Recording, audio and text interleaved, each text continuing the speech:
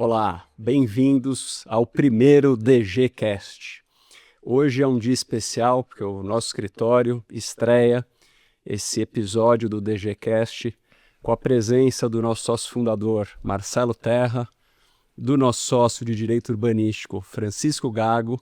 Estou aqui muito bem acompanhado também da nossa sócia de Direito Urbanístico Gabriela Aidar, para falar de um tema que tem sido recorrente no noticiário e na cidade de São Paulo. Trata-se do tema do HIS e do HMP.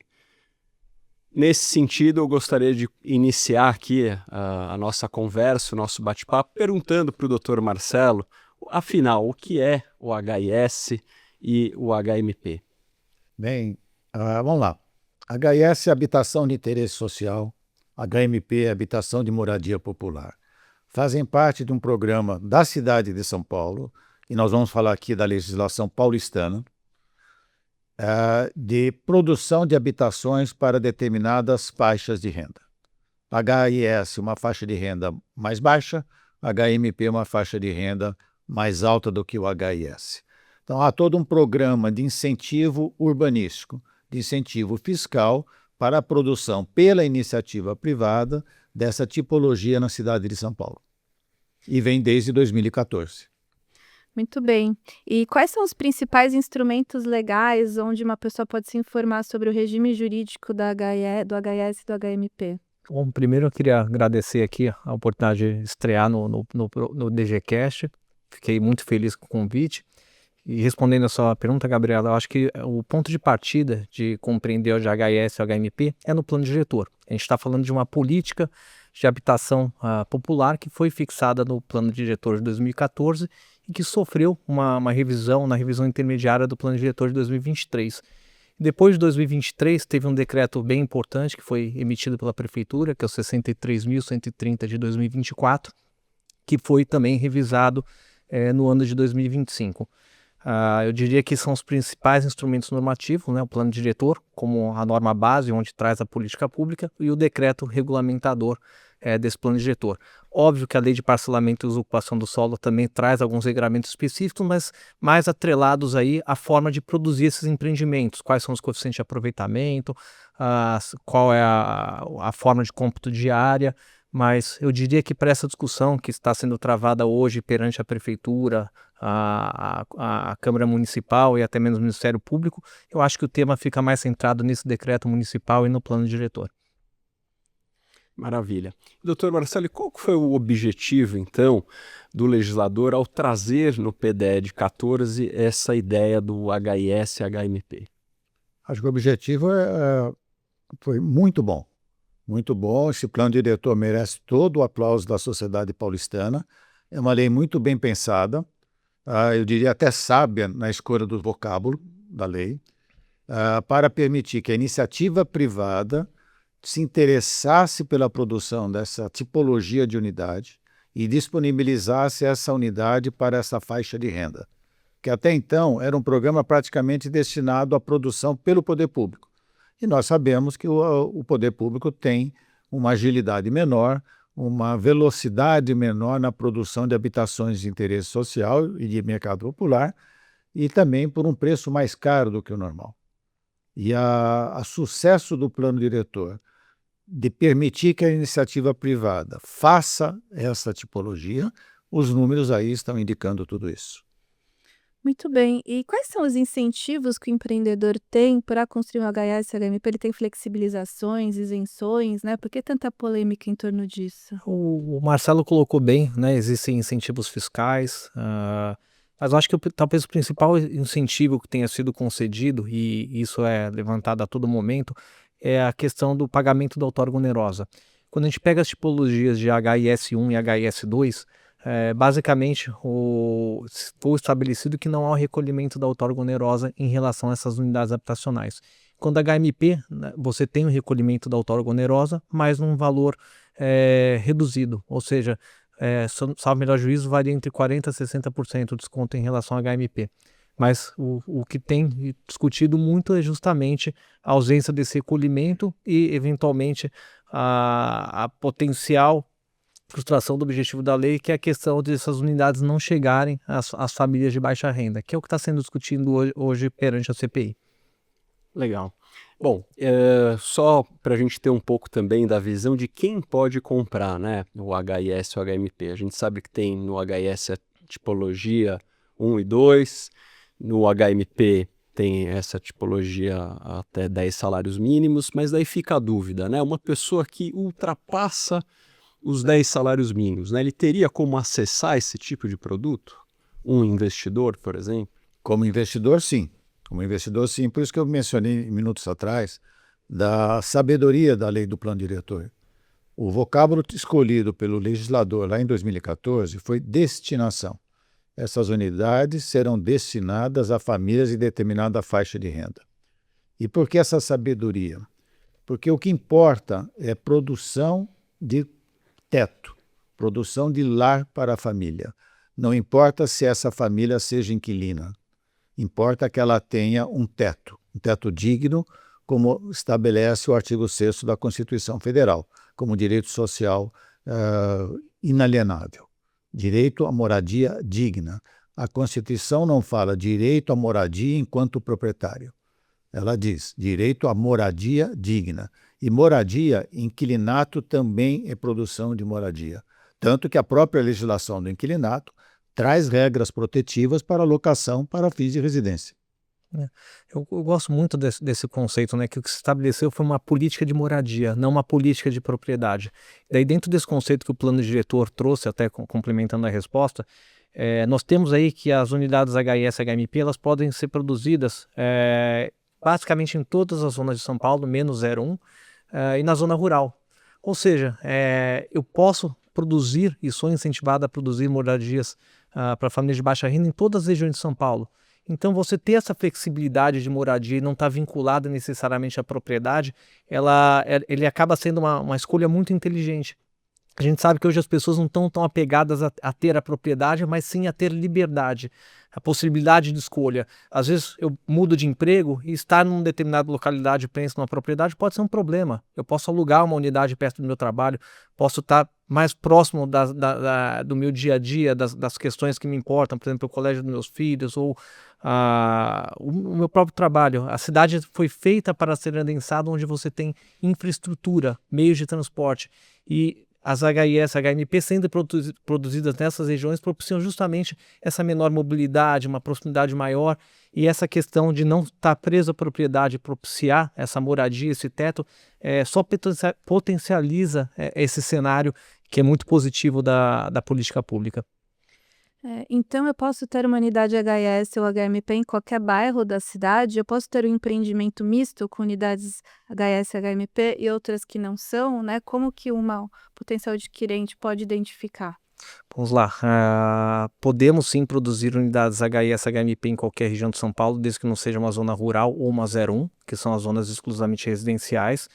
É possível desenvolver sim empreendimentos que a gente chama de misto, que são aqueles empreendimentos que têm unidades não residenciais e residenciais, assim como é possível você também ter unidades HIS e HMP produzidas juntas com unidades residenciais de tipologias padrão, por exemplo, o que eles chamam de R2V, que são as unidades residenciais em edifícios verticais.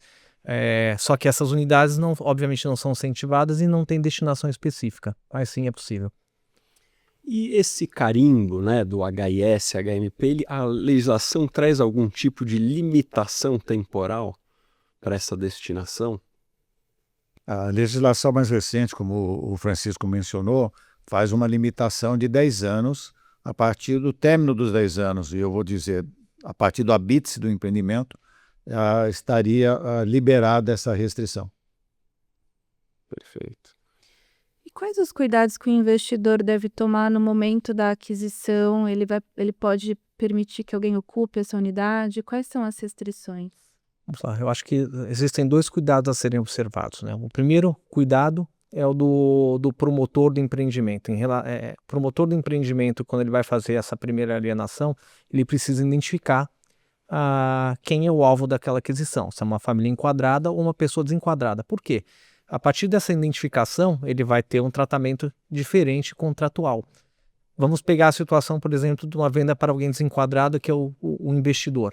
Uma venda para o investidor exige que ele seja informado das características daquela unidade, obviamente, isso em toda e qualquer situação, tá? Até para enquadrado. Mas ele precisa saber que aquela unidade não vai poder servir de moradia para ele. Por quê? Porque ele não é uma família enquadrada, não é uma pessoa enquadrada na faixa de renda pertinente. E ele tendo essa ciência, ele precisa saber que ele assume a obrigação de destinar aquela unidade de forma adequada também. Como ele vai poder fazer isso? Ou vendendo para alguém na sequência, para alguém que está devidamente enquadrado, ou através de uma locação para uma família de baixa renda. E aí ele vai saber que ele tem obrigações, por exemplo, de averbação na matrícula dessa destinação de locação. Ele precisa informar isso adequadamente para as pessoas que estão alugando também. E, principalmente, pedir a comprovação de renda dessa família que vai ocupar essa unidade habitacional. Essa responsabilidade passa a ser do proprietário da conferência dessa documentação e de atestar que essa pessoa está devidamente enquadrada e apta a morar no local. Então, os cuidados basicamente são contratuais, transparência contratual, clareza e Qualidade da informação é fundamental. E pegando esse gancho, né, da comprovação de renda, vocês poderiam explicar um pouquinho o que é a certidão de enquadramento? A certidão de enquadramento é algo que também surgiu recentemente, a partir de 2023, como uma forma de o promotor estar documentado de que aquele comprador é uma família enquadrada. Então, a partir de determinados parâmetros de pesquisa de renda familiar, alguém vai dizer que essa pessoa está enquadrada, dá uma certidão de enquadramento. Sobre esse ponto até é curioso que essa própria certidão que surgiu em 2023, que o Marcelo colocou, ela também sofreu alguns ajustes no curso do tempo. Quando o plano diretor veio em 2023, essa certidão não estava disciplinada. Daí no decreto de 2024, ela passou a ser disciplinada e exigia que fosse emitida por uma instituição financeira, né, devidamente credenciada, enfim, que ela faria essa análise de crédito, emitiria uma certidão que daria o direito daquela pessoa que solicitou, né, o interessado na aquisição do imóvel, a fazer a aquisição do imóvel.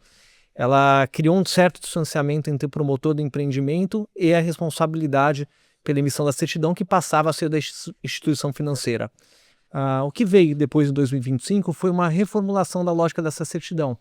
A certidão passou poderia ser emitida ainda por uma instituição financeira, mas a responsabilidade continua sendo, foi atribuída para o promotor do empreendimento, que deveria inclusive fazer a guarda da documentação, né, Marcelo? Fazer a guarda dessa documentação para eventualmente ser apresentada no caso de eventual fiscalização. Mas ainda é possível que a instituição financeira emita esses documentos, mas deixando bem claro o decreto que o promotor do empreendimento continua sendo responsável. Ou, se não for o promotor do empreendimento, por exemplo, o investidor, que vai solicitar também a certidão de enquadramento, vai ser o responsável por essa declaração e guarda dessa documentação da mesma forma.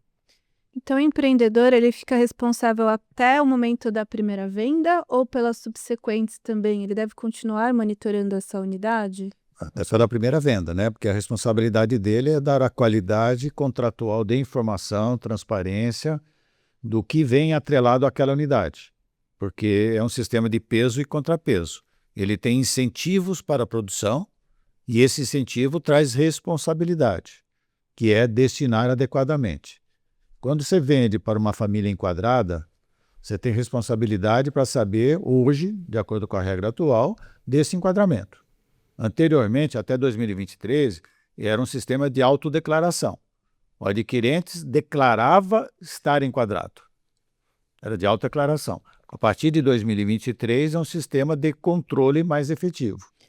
Então, se no momento do registro a minha renda é superior, mas no momento da venda ela estava enquadrada, não teria um problema? Não, não tem, porque é uma foto e não um filme. Até porque a pessoa não está condenada a ficar naquela faixa de renda. Ela pode, no momento da aquisição, estar enquadrada e dali a 4 anos estar com uma situação financeira, e vamos torcer para que isso seja ocorrente, né, com toda a população brasileira, ela esteja numa faixa de renda muito superior. Não é que ela vai deixar de ser proprietária por estar ganhando mais. É uma foto e não um filme. E essa foto significa também que o que importa é a renda e não o patrimônio. Porque aquele comprador, ele pode ter uma herança. Ele pode ter uma caderneta de poupança de R$1 milhão porque ganhou na herança. Ou ganhou na loteria. Ou poupou durante a vida. Ou poupou. Mas a renda dele está enquadrada. Ele é elegível a comprar aquela unidade? É. Nesse sentido, Marcelo, a gente escuta muito essa questão, que o proprietário comprou à vista, né? Como se isso fosse um problema, né? Não, não é. Não orna, né? Não tem a ver com o que a legislação espera, né? No máximo seria talvez um indício a ser verificado, mas jamais poderia atestar qualquer forma de irregularidade. Sobre essa questão da responsabilidade, Gabriela, é importante falar, o fato do promotor do empreendimento, né, não ser o responsável pelas alienações sucessivas, né, que são feitas daquela unidade, não significa que não existe um controle, né? A legislação hoje, o plano diretor de 2014, revisado em 2023, passou a prever a responsabilidade desse adquirente, né, que comprou do promotor de empreendimento pela adequada destinação também, prevendo também, coisa que não havia, né, não existia, a possibilidade de sancionamento também no caso desse terceiro, né, desse adquirente não destinar adequadamente. Então é uma questão de fiscalização, basicamente é uma questão de fiscalização.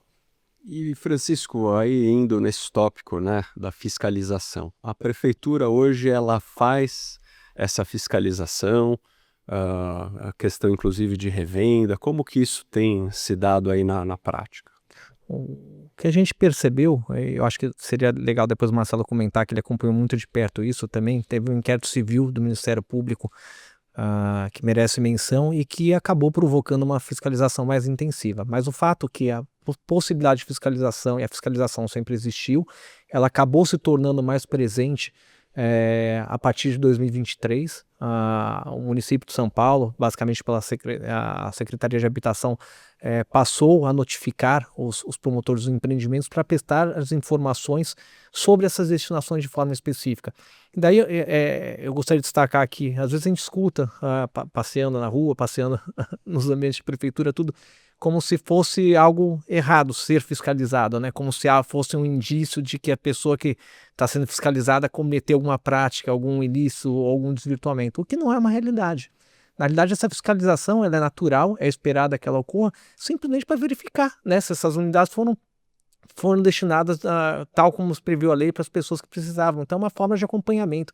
Eu diria que é um acompanhamento, tanto que o procedimento administrativo ele é dividido em duas fases. O primeiro que a gente chama que é de coleta de informações e um segundo que se tiver algum indício de desvirtuamento é aberto um procedimento sancionatório onde será possível ainda apresentar defesa em tudo. Então é um procedimento de esclarecimento e ele tem se identificado e se tornado muito presente. Marcelo, acho que falar um pouquinho da questão de como começa essa fiscalização, como ela começou. Isso começou em outubro de 2022. O Ministério Público de São Paulo, Promotoria de Habitação e Urbanismo, instaurou um inquérito para acompanhar o cumprimento da política habitacional na cidade de São Paulo.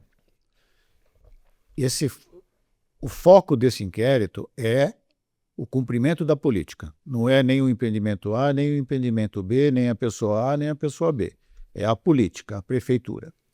No âmbito desse inquérito, foi solicitado e foi entregue a cópia de todos os processos de licenciamento da tipologia HS-HMP na cidade de São Paulo a partir de 2014. Consta que foram mais ou menos 6.000 empreendimentos. E a partir daí, isso gerou também no âmbito do Ministério Público, eventualmente, inquéritos específicos para um ou outro empreendimento.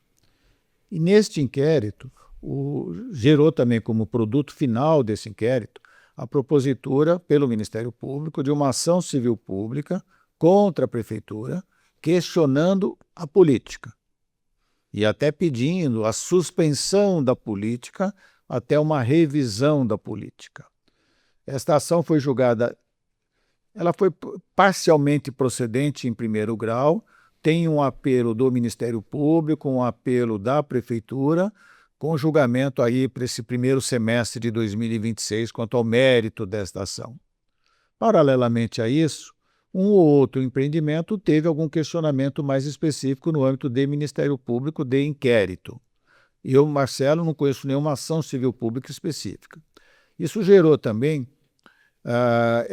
eu falei, outubro de 22, a revisão intermediária do plano diretor é de 2023. E ela trouxe como também produto desse inquérito um aprimoramento do texto legislativo. E nesse aprimoramento do texto legislativo se atribuiu à SEAB a competência para a fiscalização do cumprimento da política. vale dizer, a Secretaria de Licenciamento, SMU, licencia e SEAB fiscaliza. Isso tem gerado, efetivamente, processos administrativos em SEAB, com apresentação de documentos, de esclarecimentos, e estamos aí nesta fase de vários empreendimentos com essa fiscalização. E lembrando, ser fiscalizado não é pecado, o Chico já falou isso. Todos nós estamos passíveis de fiscalização. É importante, acho que 2 pontos aqui, saindo um pouco do tema que eu falei até agora. Primeiro, não estamos falando de programa Minha Casa Minha Vida. Programa Federal Minha Casa Minha Vida, tradicionalmente Caixa Econômica Federal, isso é um programa que está fora dessa questão, né? O próprio marco regulatório atual excepciona esses programas federais, né? Estamos falando, então, portanto, ou de uma venda direta pelo empreendedor, com financiamento próprio, ou uma venda direta com financiamento bancário, mas fora do programa Minha Casa Minha Vida. Um outro ponto muito importante. Às vezes a gente ouve, né, o Chico falou, andando por aí, nós vamos demonizar. O investidor. Quem é o investidor? Que não é nenhum pecado, ele pode comprar, ele pode adquirir. Você tem um investidor que é o terrenista, chamado terrenista, isto é, o empreendedor faz uma permuta do terreno por área construída no local e dá em pagamento, em permuta do terreno, algumas unidades no local, que podem até ser da tipologia HS, HMP, com todas aquelas cautelas de informação, etc, etc. Tá? Pode ser também investidor a pessoa física. E não necessariamente alguém de muitas posses, não. Você pode ter um pequeno comerciante que tem uma sobra de recursos, ele compra uma unidade nessa tipologia para fins de renda, né? Porque nós temos ainda muito arraigado esse conceito também de querer ter imóvel para renda. Então ele pode comprar, ele compra uma unidade, não necessariamente numa região rica da cidade, pode ser numa região não tão rica. Ele compra para fins de renda, desde que ele alugue para a pessoa enquadrada. Pode ser um grande investidor, pessoa física, que compra no stand lá 4, 5, 10 unidades autônomas, desde que destine essas unidades para a família enquadrada. Até pessoa jurídica, né, Então, Marcelo? vou falar disso. Pode ser uma pessoa jurídica, pode ser um fundo de investimento. Hoje é muito frequente no mercado, né? E já foi no passado, né? Que a gente esquece, né? Lá nos anos 30, 40, 50, isso era muito comum. Que hoje a gente importa o termo em inglês, que é multifamily. O que é multifamily? É um empreendimento inteiramente destinado à locação. Ele é um residencial destinado à locação. Quem é o proprietário? É um CNPJ. Pode ser de uma pessoa jurídica, pode ser de um fundo de investimento imobiliário. Isso acontece e é salutar para o mercado, porque estamos produzindo habitação para pessoas da faixa de renda que é o público elegível pela lei. Acho que o importante é não confundir mecanismos que potencializam a política habitacional com eventual desvirtuamento que deve sim ser coibido via fiscalização. E super normal, né? Não devemos questionar isso, né, Marcelo? Sem dúvida. Eu acho que um ponto que tem se colocado muito é essa questão do short stay, né, Marcelo, que tenho falado. Acho que hoje, mais do que claro, né, um desses regramentos que veio no decreto foi fazer uma previsão expressa que essas locações de curta temporada elas não são permitidas. E isso traz, de uma certa forma, moradia. Traz segurança para o mercado, né? Tá claro, a regra tá posta, tá claro, já sabemos como nos comportar. Então, sim, locações normais, tradicionais, de unidades habitacionais HS, HMP. Eu queria entender, o cartório pode se recusar a fazer um registro de uma venda de unidade HS, HMP se ele entender que a pessoa não está enquadrada, ou ele pode conversar com a prefeitura? Como o cartório tem reagido? No começo, quando teve esse inquérito em 22, houve aí uma inicial preocupação dos registradores de recusa ao registro do contrato. Esse tema foi levado à Corregedoria Geral da Justiça, ao Conselho Superior da Magistratura, e em 2 decisões muito boas do Conselho Superior da Magistratura, ficou decidido o seguinte: se o contrato contiver todos os requisitos para registro da Lei Civil e da Lei de Registros Públicos, o oficial deve registrar. Ele não pode recusar o registro. Mas, se do contrato houver alguma dúvida quanto ao desenquadramento do adquirente ou quanto à qualidade da informação ao investidor, ele, oficial, deve registrar e comunicar ao Ministério Público, comunicar à Prefeitura e mandar uma listagem mensal à Corregedoria Geral da Justiça das comunicações efetuadas. Esta é hoje a maior fonte de informação que SEAB tem para fazer a abertura dos seus processos administrativos de fiscalização. Recebe dos oficiais dos 18 cartórios da capital informações das vendas que chegaram a registro. Na prática, a gente tem tido a sensação até que é de uma certa forma automático. Às vezes ele nem identifica uma potencial irregularidade ou algo do contrato ausência de clareza, porque os contratos hoje, depois do decreto 2023, especialmente depois de 2023, tem regras explícitas que guardam harmonia com esses regramentos que estão sendo trazidos, né? As obrigações de averbação, valores de preço, de unidade, tudo isso. Então acaba que os cartórios estão comunicando. Há alguma notícia do cartório, ele simplesmente pede um ofício e a prefeitura, identificando isso, acaba investigando o empreendimento e pedindo informações mais precisas. Então tem sido algo um pouco até automático, de certa forma. Muito bem. Eu queria só, que a gente já vem chegando aqui já ao fim, se vocês pudessem falar um pouquinho da CPI, que hoje está em andamento na cidade de São Paulo, né? Como a Câmara vem conduzindo, se tem uma previsão de encerramento dessa CPI. Quando surgiu, no começo de 25, né, nós estamos já em meados de 26, a Câmara Municipal, na atual legislatura, houve um requerimento de abertura de uma CPI para a investigação do tema, como normal em toda e qualquer CPI. Então, essa CPI está trabalhando, acho que desde agosto do ano passado, ela foi instaurada lá por agosto do ano passado, e ela tem ouvido diversas pessoas, a própria prefeitura tem sido ouvida, empresários, pessoas da população trazendo informações para a CPI. Qual que é o prazo, Chico? Deve estar terminando agora, né? Em junho, né? Meio de junho, meados de junho. Já teve uma prorrogação do prazo? O da CPI que eu acho interessante é que a gente percebeu uma curva de aprendizado muito interessante dos próprios vereadores, né? Da primeira reunião da CPI até a última, tem visto muito empenho deles em compreender essa política e ver qual foi o comportamento no mercado. Mas a gente pode concluir também hoje que no momento atual que nós estamos, aparentemente nada muito de novo tem acontecido perante a CPI, né? Eles já compreenderam a matéria, chamaram técnicos que conhecem o tema da política habitacional, chamaram os promotores dos empreendimentos, chamaram as instituições financeiras que financiam esse tipo de empreendimento ou que estavam responsáveis pelas emissões das certidões. E então eles coletaram informações as mais diversas, eles já devem ter muita informação e um bom embasamento para produzir um relatório talvez propositivo do que seria uma melhora ou um aperfeiçoamento da política de fiscalização da CPI. Mas não me parece que nada de novo aparece, né? Me parece que a gente está chamando novas empresas para o local, tudo, mas não apurando de fato condutas novas ou situações novas. Então talvez ela tenha um encerramento mais breve por aí. O que pode acontecer quando desse encerramento? Quais poderes da Câmara ao término de uma CPI? Gabi, o que se espera no término da CPI é um relatório propositivo. Nesse cenário da CPI que a gente está acompanhando, eles identificaram talvez uma necessidade, pelo menos quem está acompanhando de perto ali, de debater um pouquinho mais a política pública. A gente sente ali entre os vereadores que estão sentados, talvez até um pouco de divisão do que deveria ser essa política. Por exemplo, eu e o Marcelo aqui, a gente concorda que a destinação via locação ela é extremamente salutar para essa política. E aparentemente existe uma divergência lá interna entre eles se isso seria bom ou não, né? É algo que tem que ser discutido, a gente acredita que isso vai permanecer porque efetivamente potencializa a produção dessas unidades.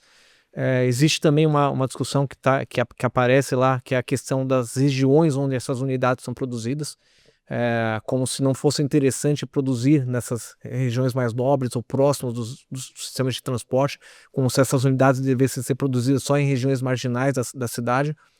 O que também não achamos interessante. Eu acho que a cidade é para todos, ela tem que ser vivida para todos e gerar essa oportunidade para todo mundo. Eu acho que é assim que a política deve ser direcionada, mas são discussões que estão aparecendo.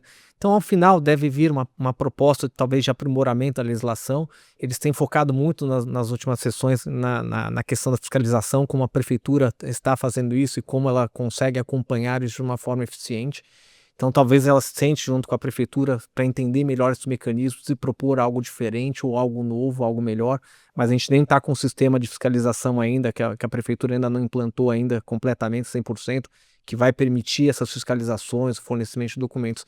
Mas respondendo só a pergunta, Gabi, é surgir com um relatório, eventualmente apurar algumas condutas específicas, sugerir eventualmente que a prefeitura fiscalize alguma das empresas que sentaram lá ou não, mas eu acredito em algo mais propositivo, em algo que possa trazer talvez até uma melhora para a própria política, mas especialmente no que se diz respeito à fiscalização, que parece ser o ponto fulcral dessa CPI hoje. Acho que é importante deixar bem sublinhado o seguinte: estamos falando de investidor, estamos falando de locação. A partir da revisão intermediária em 2023 e 2024, é inegável a possibilidade da locação. É inegável. Está no texto hoje da lei. Onde está o campo hoje de discussão? O que aconteceu entre 2014 e 2023? E o nosso entendimento aqui, que eu vou mencionar mais uma vez, desde 2014 o vocábulo é o mesmo, destinação. E destinação não se restringe à alienação. Se objetiva prover teto digno para a família enquadrada. Não importa a qualidade jurídica de quem esteja lá morando. Perfeito. Bem, e vocês teriam alguma consideração sobre o regime jurídico das HS, HMP? Algum ponto que, além da questão do investidor, estaria obscuro e poderia ser melhor regulamentado? Eu acho que tudo pode ser melhorado, obviamente, né? Toda obra humana nasce imperfeita. Então pode ser melhorado? Pode ser melhorado. E o que nós procuramos, enquanto mercado, é efetivamente segurança jurídica. E como vem a segurança jurídica? Através de um marco regulatório que seja claro, de fácil entendimento e de fácil aplicação. O que não se pode é mudar a regra do jogo depois do jogo iniciado. Complementando até o Marcelo, eu acho que toda essa situação que o mercado está vivenciando em relação a essas unidades HIS, HIP, ela acaba gerando uma insegurança jurídica absurda, né? A gente tem dúvidas que são submetidas constantemente sobre a forma de interpretar a lei, o decreto, os decretos novos, tá? As situações novas. Então, como você falou, a obra humana pode ser aprimorada, mas eu acho que a prefeitura, em algum determinado momento, talvez quando a CPI acabar e tiver essa confluência de interesse de prefeitura e Câmara Municipal, pensar, como o Marcelo colocou, de uma forma de trazer um marco. Não precisa ser necessariamente lei se não for ocorrer uma efetiva inovação, mas eventualmente um decreto regulamentando as situações, principalmente as situações passadas, as situações novas, para quê? Para trazer segurança jurídica. Essa insegurança jurídica que está vindo aqui agora, e se ela permanecer por muito tempo, talvez ela iniba o mercado, talvez seja um produto que não se torne mais interessante, talvez exista problema de financiamento do próprio empreendimento justo a instituições financeiras que talvez sintam que esse tipo de empreendimento pode ser uma margem de risco, porque talvez elas não tenham segurança em relação ao que pode ser feito ou não com essas unidades. Então, financiamento dessas unidades pelos adquirentes também, dentro de regras normais, talvez não se torne atrativo. Isso tudo que inibe a produção que deveria ocorrer de uma forma natural, boa e saudável. Por quê? Para proporcionar moradia. Então, a insegurança acaba colocando freios muito ruins numa política que é muito importante. Por fim, eu queria entender a questão de limite de venda e locação. Existe um limite? Em que situações isso é aplicável? Essa é um tema, vamos dizer assim, é uma pergunta muito boa, Gabriela. De fato, em 2025, esse decreto de 2024 sofreu uma alteração e passou a prever limites para o valor da alienação das unidades HIS e HMP, observando também limites condizentes com cada faixa de HS1, HS2 e HMP. Então existe hoje um teto fixado de valor que acaba vinculando o preço final da destinação dessas unidades para as famílias de baixa renda. Ele gera uma preocupação, né, em relação às unidades que não foram produzidas dentro desse regime jurídico, né, em relação ao planejamento, gerando aí uma insegurança jurídica, eu diria, enorme, né?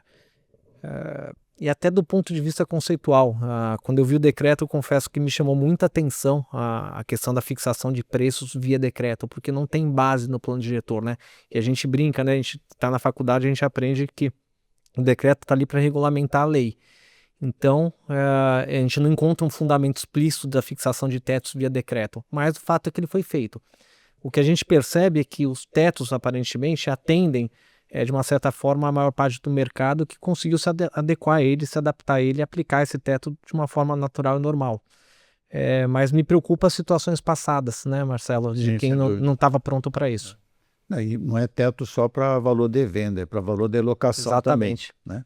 Para ser 30%, coerente, 30% da renda familiar para efeitos de locação. Esses 30% até uma pergunta recorrente que vem, né? 30% da renda familiar de quem está ocupando a unidade ou 30% da renda estabelecida, né? Até 3 salários mínimos para HS1, até 6 para HS2 e HMP até 10. O teto é fixado de 30% para locação do parâmetro legal de faixa de enquadramento, mas não de quem está ocupando. Isso é interessante, né? Porque a gente sabe que a legislação fala até 3, até 6 e até 10. Então, eventualmente, alguém compra uma unidade HMP, talvez ele tenha uma faixa de renda um pouco inferior. De 5 salários e os 5 30% salários. vão ser calculados sobre 6 salários. Exatamente isso, Marcelo. É essa preocupação que precisa ter, porque, enfim, é o teto. Mas é uma pergunta que acabou aparecendo. São essas dúvidas que aparecem, que geram essa insegurança que a gente está E esse debatendo. teto, ele é um teto fixo, independentemente, efetivamente, da quantidade de metros quadrados da unidade. Nós podemos ter unidade da mesma tipologia, com uma diferença... Vou dar um exemplo aqui. Uma tem 45 metros de área privativa, a outra tem 40 metros de área privativa, ou tem 50. O preço é o mesmo para de 40, para de 45, para de 50. Independentemente do bairro, né? Independentemente do bairro também. Então, isso é um ponto que o decreto, o marco legal poderia ser aprimorado. Muito bem. Maravilha. Acho que chegamos ao fim. Te gostaria de agradecer aqui a participação de todos, Francisco Gago, Dr. Marcelo, a Gabi, que também me ajudou bastante aqui hoje, e ficamos muito felizes e gostaríamos aí de encerrar com muito obrigado a quem nos assistiu. Um abraço.